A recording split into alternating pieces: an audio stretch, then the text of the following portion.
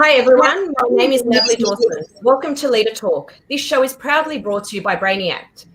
Each week we are meeting with incredible leaders from across Australia and around the world to discuss all things leadership and business insights. Each person coming on this show has given up their valuable time for one very clear purpose: to give back to small and medium business owners. Many of us will agree that the KISS principle, which stands for Keep It Simple Stupid, is easy to say, but actually hard to implement. Today, my co-host, CEO of Pierlite, Gus Arianto, and I are fortunate to chat to our guest speaker, Kaushal Kapadia, CEO of Sylvania-Schréder, about the importance of simplicity in business and how it drives performance. Kaushal believes that simplicity is one of the leadership skills that people and businesses forget to master. In the absence of simplicity, businesses cannot be agile, so we need to understand how to embrace simplicity in leadership and business and how to successfully execute this. Welcome to the show, Kaushal. Good afternoon, Natalie. Thank you for having me. Hello, Kaushal. How are you doing? Fantastic, and thank you for your time. Definitely, thank you. Now, Kaushal, we always start our Leader Talk with two really fun questions that we ask each of our guests. Not sure. So we'd love to ask you our first one. Now, I have been told you are a cricket fan, so we would love to know who your favorite cricketer is. Yeah, I think growing up in the subcontinent, Natalie, I don't think we're allowed to follow any other game. Cricket is part of life. Over the years, Rahul Dravid, who was an ex-Indian batsman, has been my favorite cricketer, not only for his performance on the ground, but how he conducts himself and his overall personality. He has been one of the ambassadors of the game. And in the modern times, I mean, the Indian cricket team has done so well, including yesterday against England. I think Virat Kohli kind of represents new form of cricket in that part of the world. So, yeah, I would say Rahul Dravid and Virat Kohli. Great. Do you watch cricket, Gus? Little bit, just a little bit. I'm not really into cricket. That would be a very interesting discussion, Natalie. And the other question, where will we find you when you are not at work? I'm a current affairs junkie. One of my passions is to look at history. And what I look at is I do a lot of history research. I also look at where the historical headlines missed, what was behind those historical headlines. For argument's sake, currently I'm studying the rise of the Ottoman Empire and how it spread around the world, and what were the causes behind it, and what was going on within that 600 years period of time, and what was the world like. And that's just out of my interest and hobby that I look at.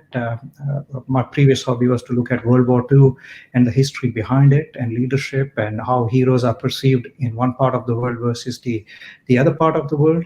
I heard on one of the interviews somebody wanted Winston Churchill to be at a lunch or a dinner or something like that.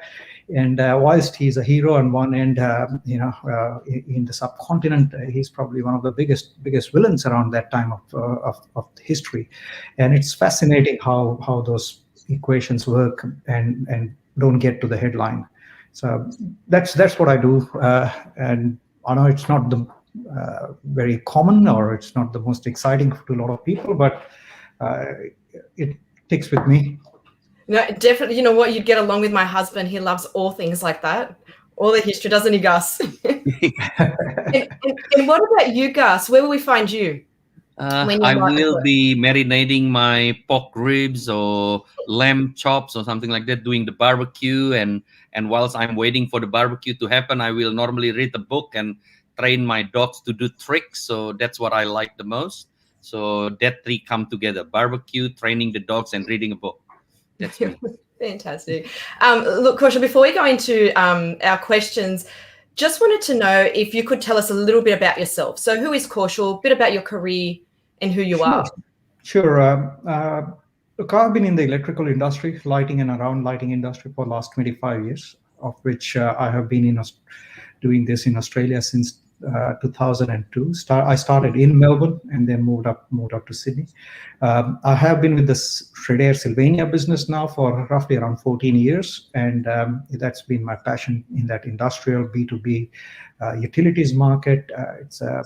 The Schréder acquisition of Sylvania happened roughly around 18 months ago. So the last 18 months has been around the M&A and the integration activity, which has been a big learning curve for all of us. And it's been a very exciting journey. There's been a lot of action and a lot of work happening in and around the business, whilst the rest of the world was locked down in COVID. And it was kind of a blessing in disguise for us from a business point of view, because it let us settle down and embed the business that we want to build in Australia.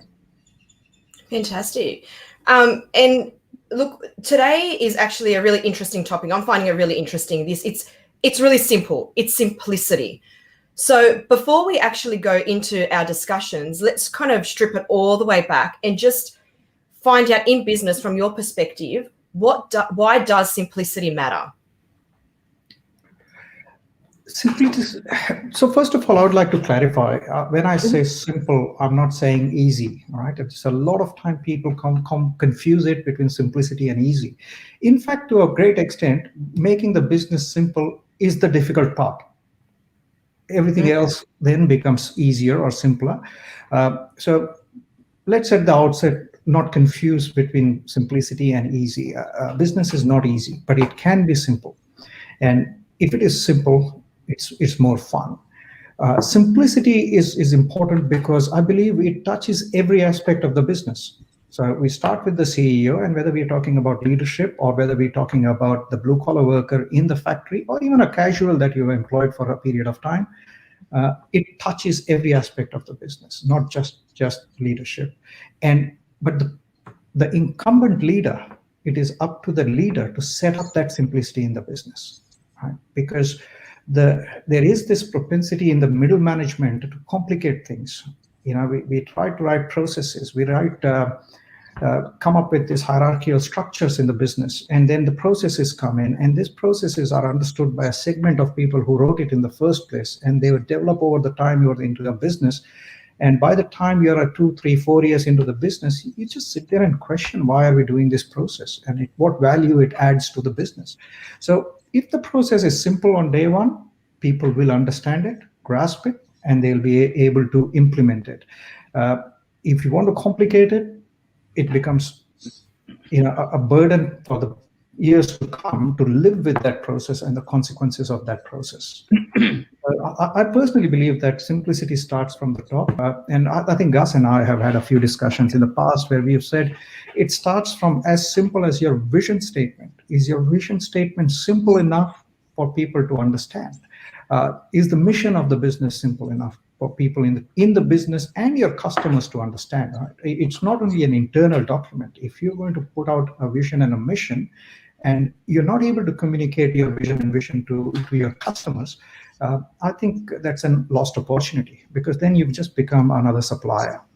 So there is that importance of having that clarity across the organization. And I'm sure you will relate to this, Natalie. All businesses these days do engagement surveys, and we do a lot of that. And I know, Gus, your organization does that too. And I think 99% of the organization feedback comes about is more communication, and said, there should be more communication, there should be more communication. I personally think that businesses are communicating even more than ever. Mm-hmm. Even now, they are communicating more than ever with social media, with LinkedIn, with all sorts of things. But still, the demand is coming for more communication. And my personal belief is that because that communication is not simple enough, I don't think it is reaching the right ears. They're demanding more communication because what we are communicating is probably not relating to each of that employee. And they're still coming back and saying, but there's not enough communication. But hang on, we've got a communications manager, full-time person just doing communication, and there is overload of communication. And when you look at the other side, they say, people don't read emails. MailChimp tells you how many people have even opened the email. But when the survey happens, we need more communication. So I think that breaks down to simplicity of communication, the frequency of communication, and so on. And Yeah. isn't it funny? Isn't it funny, Kaushal, when we think about simplicity come from the top, and simplicity actually, start from even when we draft our vision and our mission and the challenge of businesses. And when we talk about mission and vision, we're not talking about a corporate mission and vision. Any business, small, medium, big, can have a vision, even if the vision is in the piece of a paper. But people get the hang of, unless it sounds sophisticated, it's not look right. So a lot of companies that I witness try so hard, try to make it sophisticated for brand purposes, Yep. for communication purposes, but losing touch to Correct. how the people internally and externally to understand. Yep, absolutely. I mean, there are some examples out there in the market, Gus, if I may add, who make it absolutely clear, right? Things like Bunnings, and this logo which says the lowest price is just the beginning, right? And that says so much about it in terms of what they are trying to achieve or what they are trying to do. I mean, one of the most successful businesses in Australia. And it's no different to another hardware store. There's the same supply chain to another hardware store. We're talking about different volumes and so on and so forth. But why is it so successful? Because that philosophy of the lowest price, that translates down to every employee, it translates down to every customer, and in a way it is also translating down to every supplier. We have been on the other side trying to supply to Bunnings, and we come with very sharpened pencils from day one because we know that that's the vision and mission of that business. So it can be very powerful in terms of how we communicate that vision of the business. And can I just ask, Kaushal, then, would you say simplicity differs according to business size, or it doesn't matter? It's just this universal principle that can be applied? Because I'm just thinking, we're talking about Absolutely. Bunnings. What if I own a tool shop, for example? Is it a different? Absolutely across the board, right? I'm firmly believe it's absolutely across the board. I mean, even if a tool shop, and Natalie, it's a great example because not everyone's Bunning, and we need to talk about small business and medium business and so on. How does that tool shop then compete with the big corporates out there who are operating, right? And those tool shops also need to keep it absolutely simple. How many times we have gone to a tool shop who has recognized us, all right? He said, you came in last time, and how did you go with that tool that you bought from me? That one question differentiates that tool shop from any other online business or any other Bunnings of the world, where there is that personalization, which I would call that tool shop's ingredient, which is the personal ingredient you bring to the business. And if you bring that personalization and that simplicity in that business, you do not really have to have a fancy website if you're running a small tool shop. I mean, we discussed about Tesla. I mean, running one of the world's largest corporation. If you look at their website, is simple. It's absolutely simple design, probably designed for a teenager to understand.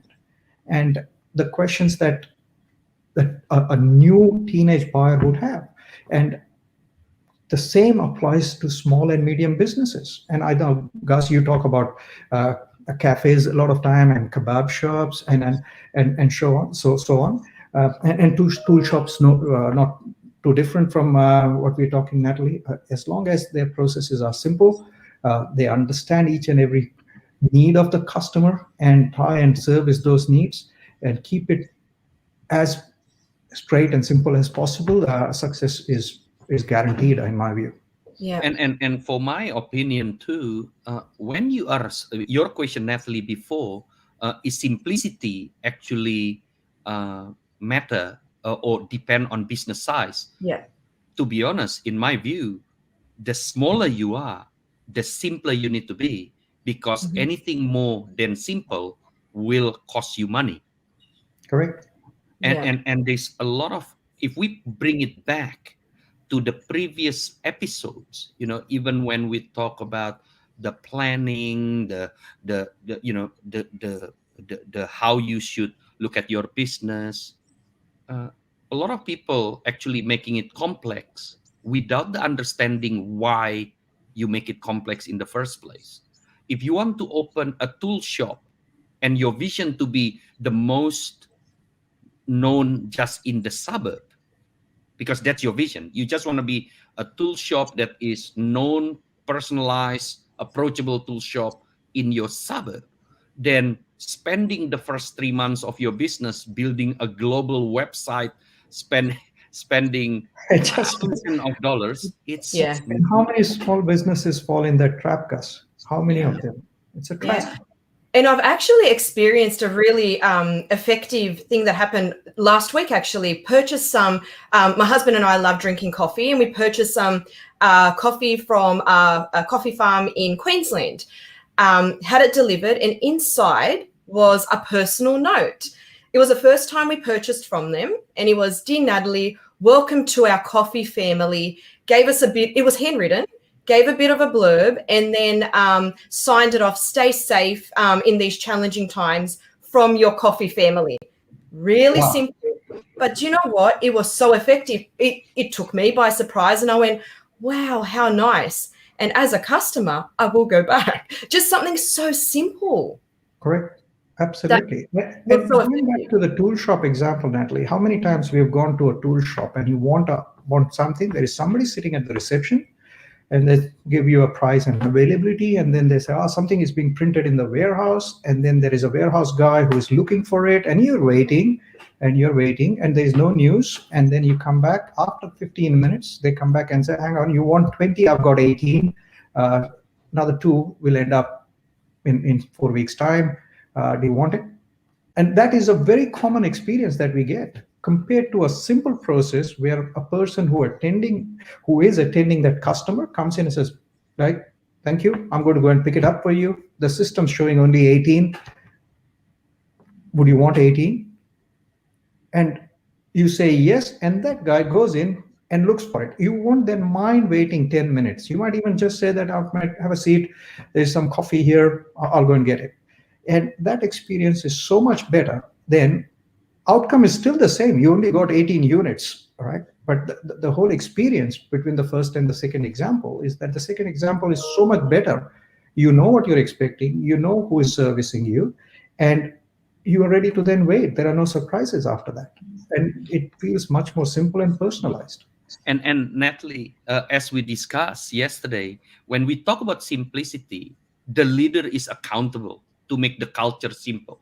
Absolutely. Because a lot of complexity in business is actually because the people in the organization, doesn't matter what size of the organization, are actually scared to actually making a decision.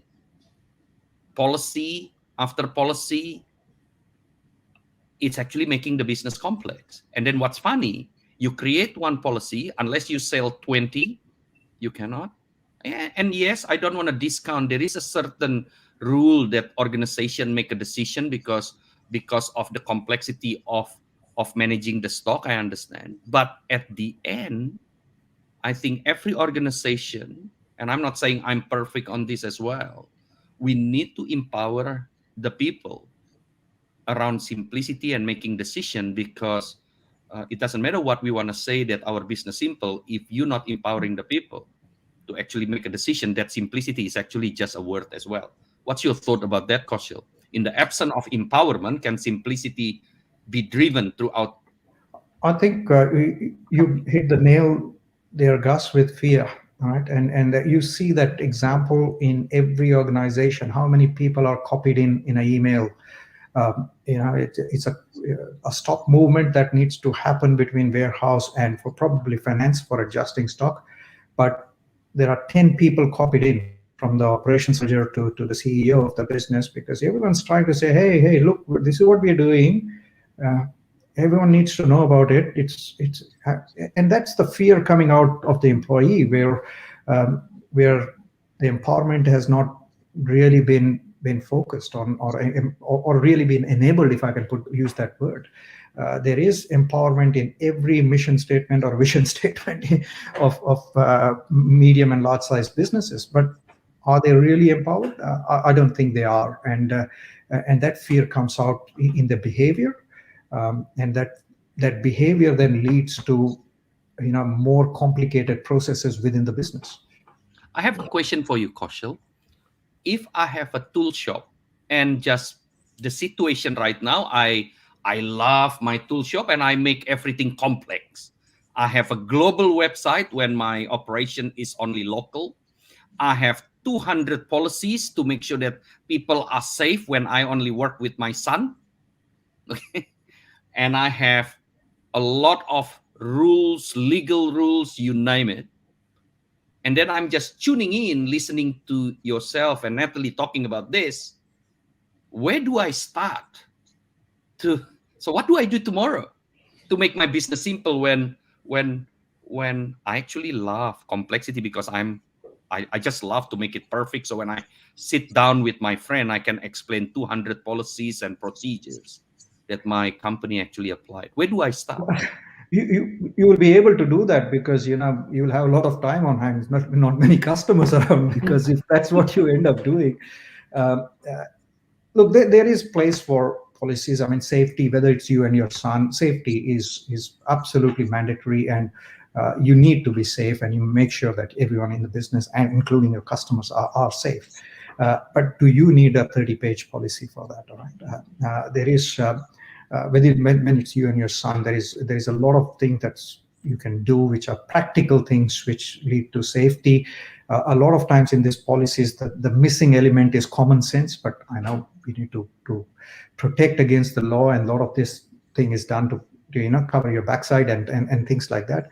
But when you're running that small tool shop, like you said, there is a lot of that can happen, which is from a safety point of view acceptable to work in. And then the rest of the processes that you are developing, look at one by one and ask one simple question. Does this process bring in an extra customer? Does this process then benefit my customer?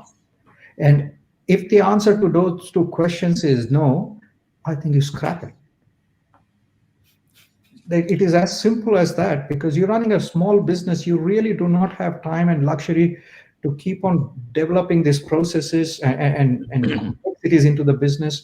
It starts impacting your customers. It is, in my personal view, it's again two simple questions. And if the answer to those two questions is no, scrap it.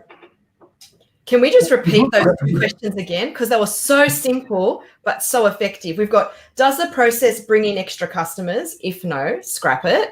Scrap it. And the second thing is, does the process add any extra value to existing customers? Right? So if there is a value that it's creating for an existing customer, yeah, I mean, look at that, keep that, because customers would appreciate that. But if the answer to those two questions is no, I think be very quick in scrapping those policies. Yep. And I just want to make sure that we also capture this, Natalie, that Kaushal not discounting the safety procedure. Yes. I think in every company, organization, even home, that safety is actually something that we need to actually fight for. What we applying is beyond safety. Organization, enterprise, absolutely. Small, medium, big, love 200 pages document because it looked good on the title. Correct. Yeah. And this particular example, Gus, you said is you and your son. I mean, obviously safety is important, and your customers, you don't want to. So that's non-negotiable. But be practical about those things too. Rather than having a 200-page safety document, you need to be practical about the safety environment around you, and then look at what your customer wants. The good part about a small business is that you will not have to have a board meeting to scrap a policy. You can sit down tomorrow morning or over dinner and say that, hang on, do we really need to do this? And if we are doing this, is it bringing another customer in, or is it helping another customer?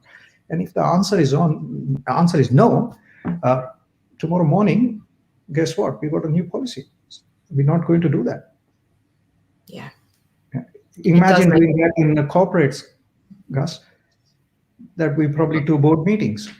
Yeah. If you are trying to do that in a corporate, it will be probably 2 board meetings and multiple meetings, because we tend to make those things very complicated as a process.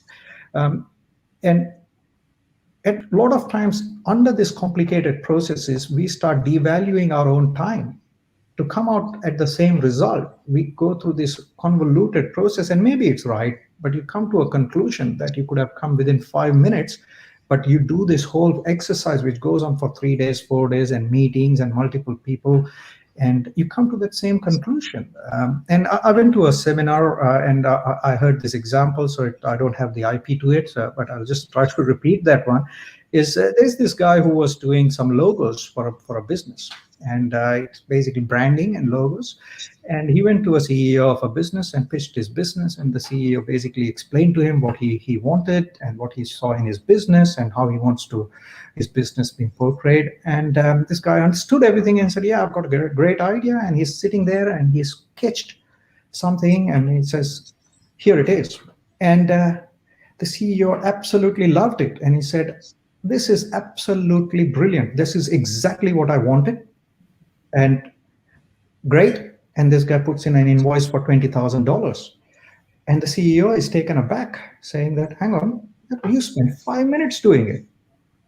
And this is $20,000. And the question then is that, would you like me to go back and spend 2 weeks, come up with 20 different examples for you, then you shortlist 3, then I spend another 2 weeks on that and come back with a final one, which you take to your board and then you approve it, and then you pay me $20,000? So you really liked it on the first instance, and then you go through this complicated, convoluted process because you're trying to go from fear. You've taken the whole organization along and everyone's with us, and we're trying to do the right thing and come to the same conclusion which you came within for the first 5 minutes. Then you've not valued your time. Probably you spend more than $20,000 in your time to get to the decision that you come back in 5 minutes time. And if we, Natalie, if we relate that to our Leader Talk 1 with Daniel Wood, Vice President of Tupperware, where he said, perfection is the enemy of success. I can relate why a lot of people thinking that simple is actually not the way to go, because unless it's perfect, you can't be successful, but it's actually counterproductive. And when we think, we look at the example that Kaushal mentioned before, it's happened every day in organization. And this simplicity that we talk about is beyond process. It's actually a culture. It's actually how you do things. Is right through, if you are a tool shop, do you want to have 20,000 type of tools when you operate just in a suburb, and you actually know that most of your customer is actually only come from a specific type of inquiry? So simplicity that we talk about is beyond process that we apply to our business, is including our offering to customer, including how we actually do our recruitment process. You cannot talk about simplicity when your recruitment process requires 6 interviews, personal tests, IQ tests, and then after that, 20 reference check. You just not simple. And I agree with Kaushal on this, that in the time where the world required speed, agility, if you're not simple, you become fat, you become slow, and you become redundant. Now, easy to say from my side. The reality is, it's a challenge of every leader, which I lead to Kaushal. The question is, so Kaushal, who is the person that totally responsible for simplicity culture? As a principle of simplicity within the organization, I think it is the leadership's responsibility to set it up as a goal within the business. Right? Then a leader can't be expected to hold hands on every process of the business to make it simple. Right?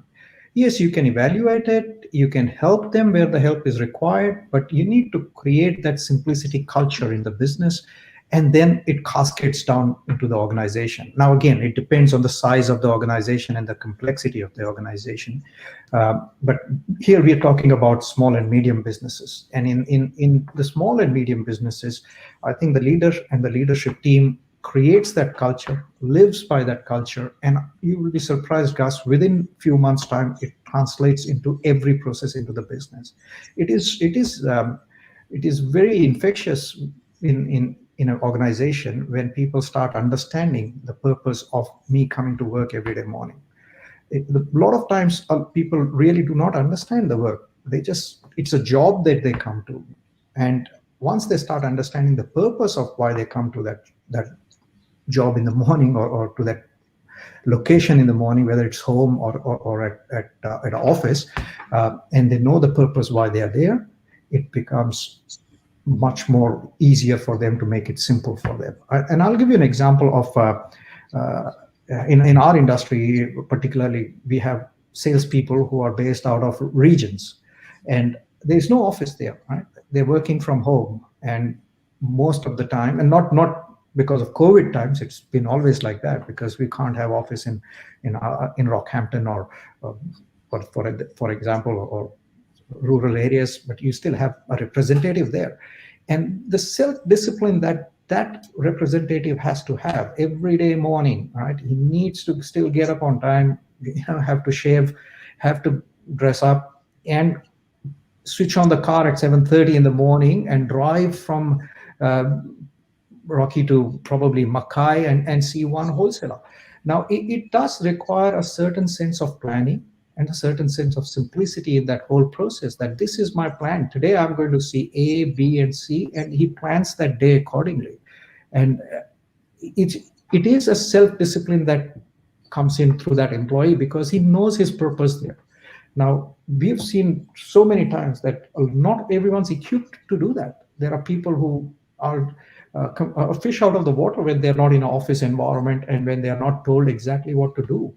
Now, if your processes are not simple, people will not understand what they're supposed to do or what they're expected to do.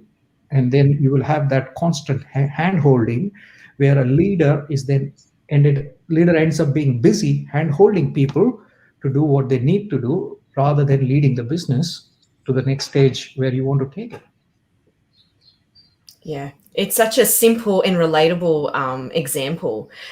We're talking about simple culture, simplicity culture, and we're saying it's coming from leadership. What would you say are the key ingredients for a simple culture? So we've spoken about empowerment, empowering the people. Are there any key ingredients that we could say are the key takeaways for driving this simplicity culture? Is that for me, Natalie? Sorry. Sorry. Both Gus and yourself. Sorry. That's all right. I think first and the foremost is you need to live that culture as a leader, right? In terms of, you need to be convinced that simplicity is required. As a leader, first, you need to be convinced. Once you're convinced, you need to live that within the organization. Not only from what you say or what policies you come, the way you present yourself, way you are seen in the office. Right? I have seen so many CEOs wearing jackets and put a high vis on top of a jacket and walk through a factory floor. Now, you can spot it out there. I mean, the people on the factory floor can spot it there itself, Natalie said. The guy is in a suit and a jacket, and he has put a high vis or a hard hat, as I would say politicians do for a photo op. You got to live it. You need to have your high vis in your office. You need to have your hard boots in your office, and you should have that ability to go onto the factory floor and talk to anyone on the factory floor without antagonizing their supervisors. That's the other part of it. A lot of time you go into the factory floor and you want to talk to, let's say, a warehouse operator, and suddenly you have the warehouse manager accompanying you, and then the operation manager accompanying you. And when you're trying to talk to that warehouse operator, he is scared because he's got 2 levels above him before he can even talk to you. So the ability to go and talk to them without antagonizing the warehouse manager or the operations manager in this particular case, that whatever is being done or is being done is not to cast judgment on what they're doing, but it is to improve the business or the understanding of the business. And if you show that in the field, in the business as leader and the leadership team, only the leader can't be doing it, and the leadership team consistently does that, it will start spreading within the organization fairly quickly. And you can see then the confidence of people, how they are able to approach the leadership team, how they're able to talk to leadership team.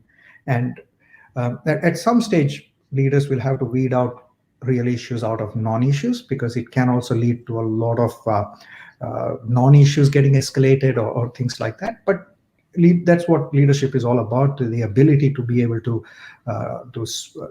split between real issues and non-issues, where they need only a bit of a pat on the back.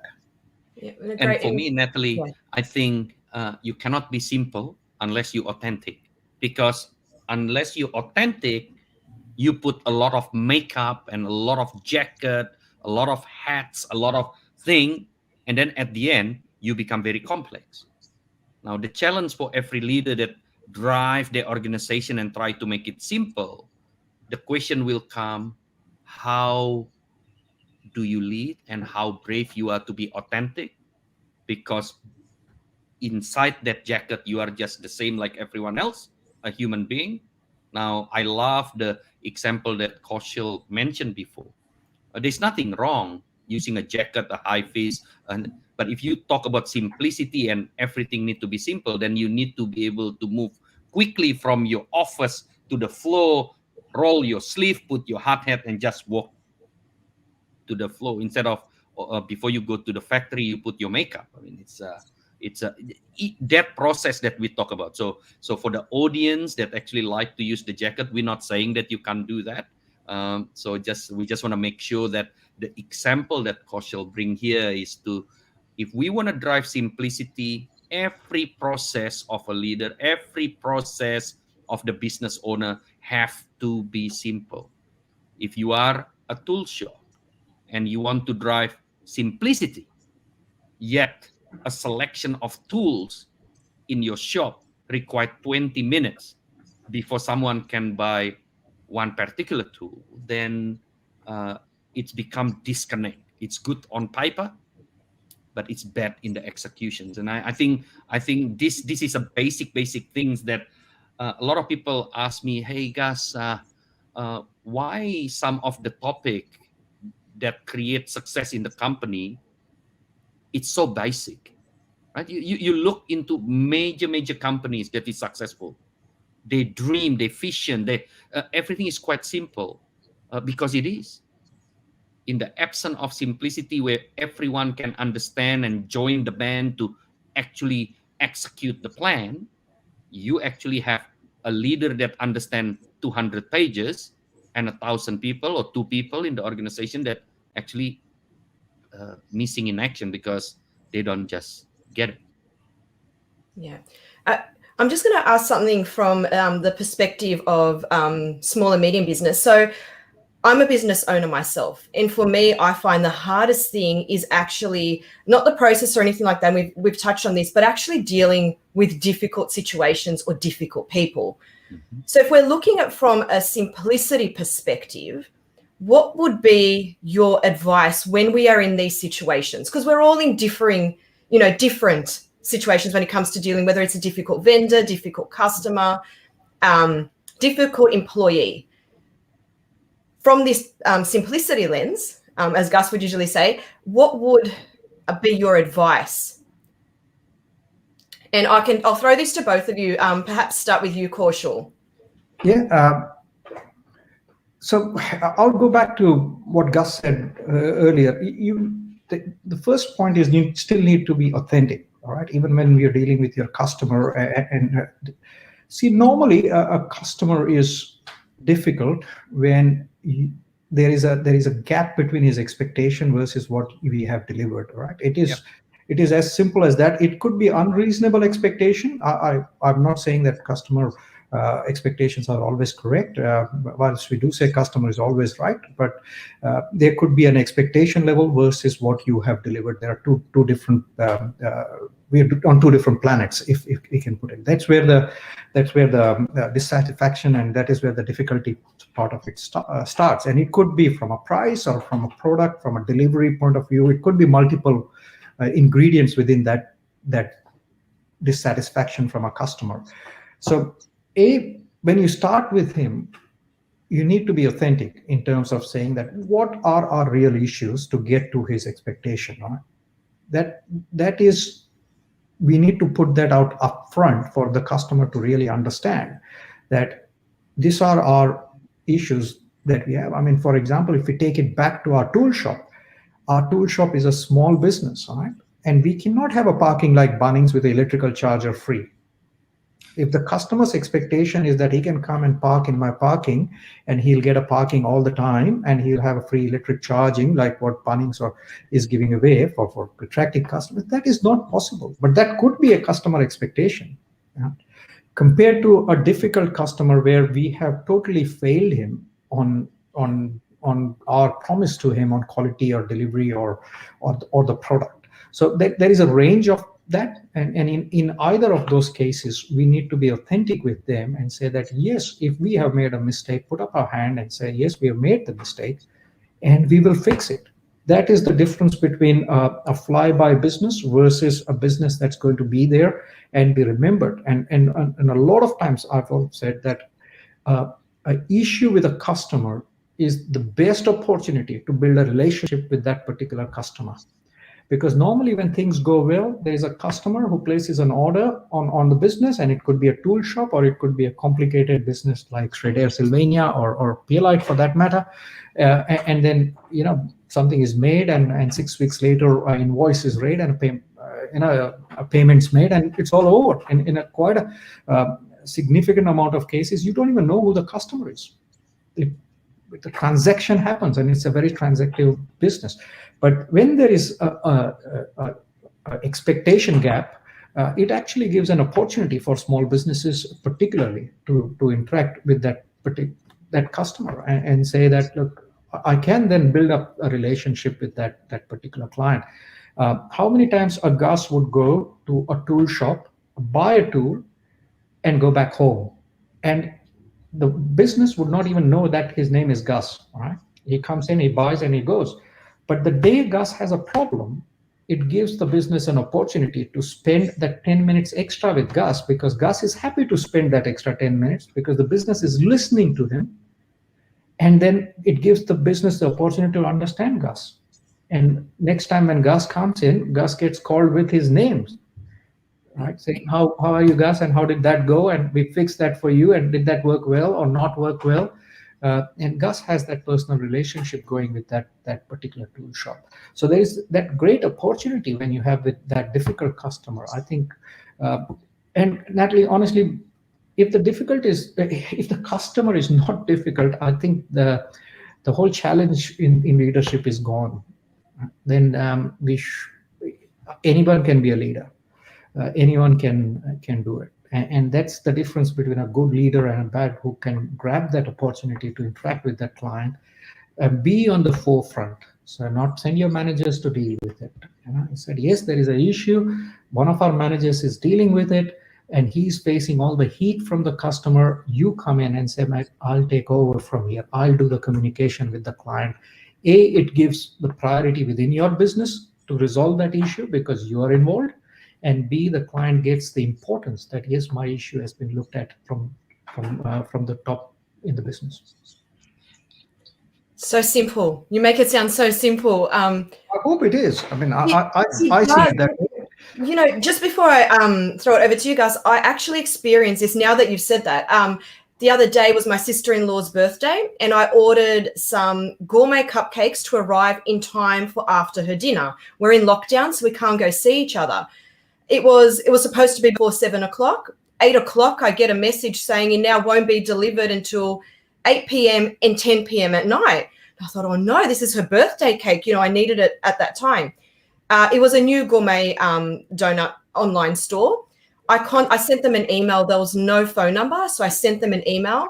Within 2 minutes, I got a response apologizing, saying this is not up to our standards. It got there within 20 minutes. We were order number 10. They were so busy. They did it right away. So within 10, 15 minutes, the order was delivered. And they offered a 50% discount for our next purchase. Now, I wasn't an upset or a terrible customer. I just wanted it to be delivered with her dinner. But the fact that I quickly got a response. They delivered it ASAP. So they pushed me ahead of the order because I genuinely wanted there at a certain time, means that I'll purchase from them anytime again because they actually listened and they gave me that time. And exactly what you said, Kaushal, it was quite a simple transaction. It didn't take long. They acknowledged the problem and they acted upon it right away. Yep. So just really simple. Sorry, Gus, that came to mind. No, I think that's a perfect example. When Kaushal mentioned this, there's two things I actually like to discuss further. Your question was, how do we keep simplicity when a difficult situation arises? And in this example, we're talking about a difficult customer. Using that example, for example, your donut order online, imagine if the process is not simple. Imagine after you send email, they ask you 10 different questions, including every unnecessary questions required. You will be unhappy, not even willing to explain the process here at our Leader Talk show. So, when you make a phone call to buy something from a shop, and then they not simple, you get frustrated. But simplicity is actually the answer of your difficult situation, because simplicity can make it fast, can resolve the problem, and you need to strive on that. And now come back to Kaushal's statement. I just love it. I know a little bit going to the left a little bit, but if you remember what he said before, when you have a difficult customer, you actually got the blessing from God, because you can now spend 10 minutes extra understanding who they are, understanding what they like, what they don't like, the name, the email, the mobile number, including all their staff, because they're willing to give it to you. Now, how many organizations and how many people actually walk away from difficulties thinking that it's a complex thing?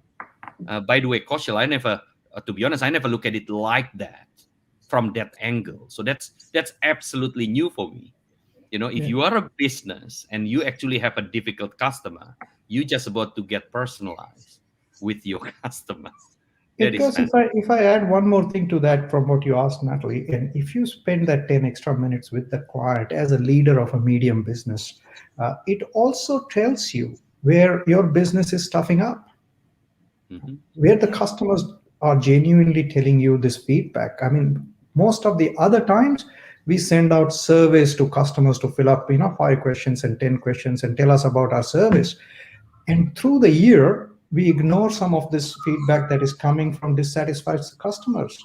So isn't it better to go out and talk to this customer and spend that 10 minutes extra, rather than sending out a survey at the end of the year and then saying that, how many responses did we get? And then 60% of them think we are good and 10% think we are acceptable. So we put both of them together and say, 70% we are okay. That's how it happens in organizations. And a lot of times we just ignore this feedback that is coming constantly during the year, every day of your work. And when you spend that 10 minutes, Gus, I'm sure you will find 3 or 4 different things that you need to address within your organization to simplify your offer or what you've committed to the client.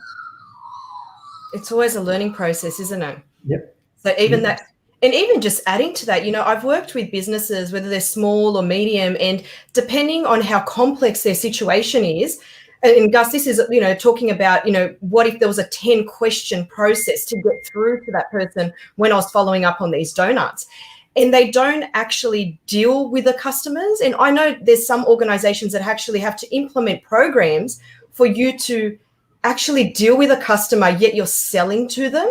Like, I've had programs that I've seen and I've actually implemented or given feedback on, and some of them are call a customer program. It's that simple, because your end user or your, you're dealing with customers, but you don't actually have any interactions. So like you said, whether it's a blessing to have this 10-minute, you will actually learn something from these people you're actually selling to or dealing with.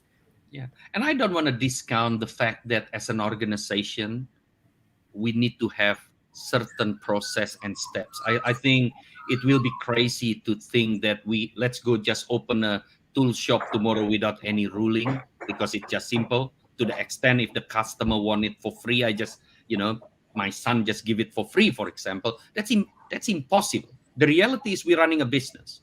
And in every business, doesn't matter what's the size, there is a constraint of cost, a constraint of time, a constraint of supply, a constraint of, responding to quality and warranty requests. We understand all that.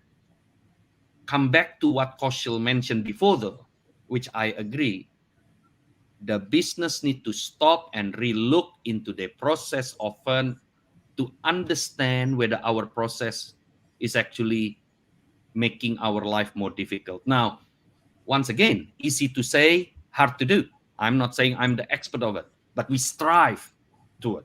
And I think this particular leader talk session, when Kaushal put the hand up and said, "Hey, guys, I have one particular topic that we need to share. Simplicity drive performance." It's not a very bling concept. To be honest, when Kaushal and I spoke, isn't it, Kaushal, we laugh. How do we make this sound great? And Kaushal said to me, "Well, that's not simple." That's not simple, guys. Remember, Kaushal, I said, so Kaushal, if simplicity is the topic, how should I tease this so we have people want to listen to this? And Kaushal respond to me, "Well, that's the number one situation we are not simple. Simple is simple. In the absence of simplicity, every business, every situation become difficult." So, Gus, can I just add on that or ask you this question? So for all those businesses out there that are listening and going, this is so great, because it is really simple, and hopefully, we're explaining it quite simply to them. The COVID situation now is quite complex. Yeah. So for all of them saying, yeah, that's really great, but we've got COVID here, and it's a real challenge. What would be your advice if they're still trying to simplify with this, complex thing going around them where it's challenging them every day, every week? There's no certainty at the moment. Is there anything? Yeah, from my view, and I'm happy. I'm also want to ask Kaushal the same thing. From my view, is like this. The reality is the world we live in right now is pushing us into the area where things become complex. So we need to accept that. What we're trying to do right now is to share to the audience, and whilst we're doing this, I'm learning as well, that from the 10 things that happen in your organization, 3 might be very complex that you can't actually walk away from it. For example, taxation, business tax during COVID. I mean, it's not easy. It's not simple. Let's move away from that. That's another simplicity. Your ability to move from the things you can control to the things you can control. Create a simplicity. So my question to the audience, to everyone that's running a business, doesn't matter what's the size, have you actually spent time in your business to understand the area that you can simplify without discounting the challenges of the area that you can simplify? Some business owners are in financial trouble right now, where the process for them to even getting a loan, getting access to money will be just beyond complex. Well, then you have to do that because you can't control that. But whilst we have our energy going that way, my question is, are you also putting a complexity in terms of how to make your website so complex that no one understands your website? Yeah. Because you only have 24 hours in your life. Kaushal, what's your view on this? Yeah, and Natalie, if I understood your question correctly, look, one we are talking about is we need to split this into 2 discussions. One is during COVID, whilst we are in this situation, during this lockdown and so on. some of the small businesses, like Gus mentioned, are going through a financial nightmare, right? And I'm not in their shoes. I can only imagine what they're going through. Right? It's extremely difficult situation, and telling them to keep their business simple is probably going to backfire because there's an emotional baggage there. Uh, but in that period, has the business looked at what we can do? If we are that small tool shop, do we have a list of our customers who come to us regularly? Do we contact them and saying that we are open, we can do home delivery? So son's sitting there in the office, we can pack it up and one round within the suburb in things like that to keep it going a bit. And not all cases it's going to be possible. But what we need to now concentrate on as small and medium businesses is post-COVID. Right? Have we used this period to get ready for post-COVID? Because COVID will be gone in terms of how we know it now after vaccination and whatever form it takes. I don't know. We all don't know. But we are going to get to some sort of COVID normal in different parts of the world. And have we then prepared our business for post-COVID? Because there are businesses who have the absolute exact opposite of what is going on in the market. I'll give you an example of my cafe nearby my house, right? It's within kilometers walk. It's a small village, and there is a cafe, and very nice people, and they have not seen business boom like this ever in their history because people are in a lockdown. Everyone want to go for a walk in the morning, and there are people queuing up for buying a cup of coffee and so on. And their business has boomed because New South Wales lockdown is slightly different to the Victorian lockdown in terms of people being able to buy a coffee. And I think for them, the problem is going to be the other way around. When people are back to office, their business is going to go down. Right? In some cases, the businesses are going to be completely changed. I mean, if you look at the city now in CBDs in Australia, the occupancy rates in the CBDs are expected to come down. And there will be a flexible workforce where even Google has come back now and said that people will be given 3 days from home and 2 days from office. And if that kind of averages pick up and work still happens, the footfall that you will have into small businesses in CBD is going to drop significantly. So what are we doing, or what as a small business I am doing to make sure that I'm preparing myself for that lower footfall? What are the services that I'm going to provide which are value additions in that, or how am I going to cater to that shortfall in that business that's going to come post COVID? Now some of them will have the other way around because the business will start doubling up, growing up, and so on as we go to some sort of a normal. I guess I'm going to the point where, Natalie, have we utilized this time during that COVID period to look at what is in the outset beyond November, right? And everyone's talking beyond November, but let's say 2022 and onwards, how that post-COVID or COVID normal is going to impact our small business out there. Yeah. Really great advice. Yeah, look, I'm just looking at the time, and I know Gus likes to give a wrap up of our show. Gus, is there anything you want to point out or wrap up? Yeah, thank you, Natalie. First of all, thank you, Kaushal, for donating your time and your insight. Leader Talk have a very clear intent where we want to bring great insights, hopefully can be utilized by small and medium business all over the world. And, when you came to me and said that, hey, guys, during this situation, I think we need to bring a very important topic, which is simplicity in culture, in mind, and in executions. I really, Natalie and I jump on board on this. And throughout the last 1 hour, these are the key message that I took.